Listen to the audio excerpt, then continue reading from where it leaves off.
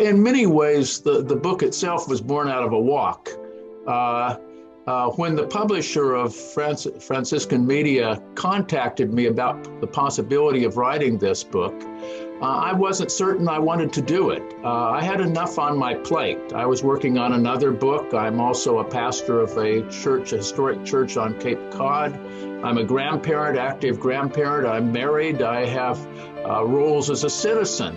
And I, even though I always believe that my reach should be further than I can go, or my vision further than my reach, I thought I needed to ponder it, to pray about it. And one morning, as I was going on my daily walk on one of the local beaches near my home, it was the day after I'd been contacted, I began just to pray about whether I could do this project, whether I was the person to write it.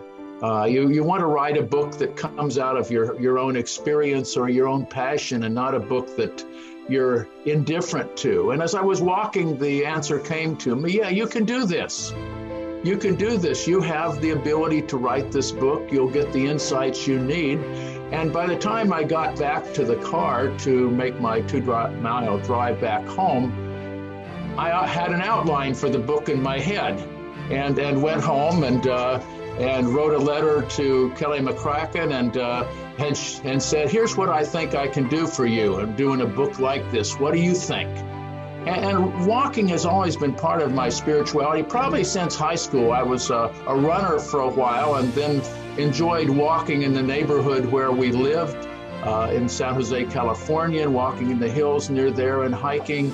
And walking's always been part of my spirituality. And I usually get out to the beach before the sun rises and begin my walk there and take a few mile walk.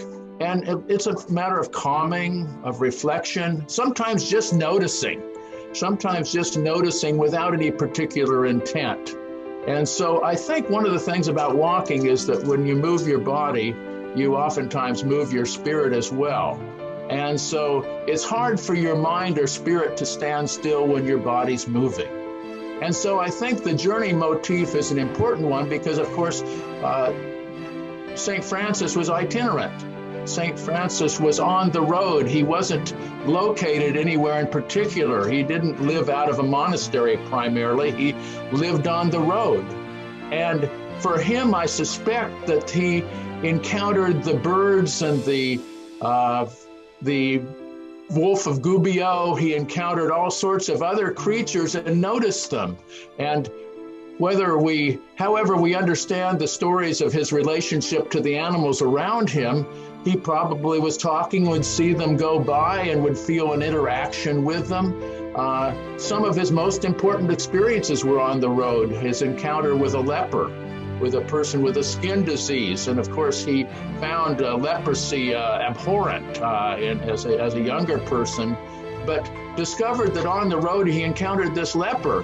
And this leper revealed to him the sense that God is present in those we have most difficulty with. Those who are most challenging to us are also our spiritual teachers.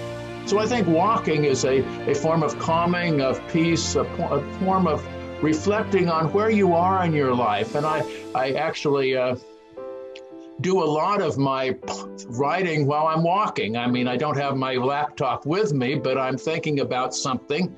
And then my only hope then is that I'll remember it when I get back home, because I don't want to break up the walk. So I'll try to plant an idea in my mind, and then I'll jot it down quickly when I get home, and off we go.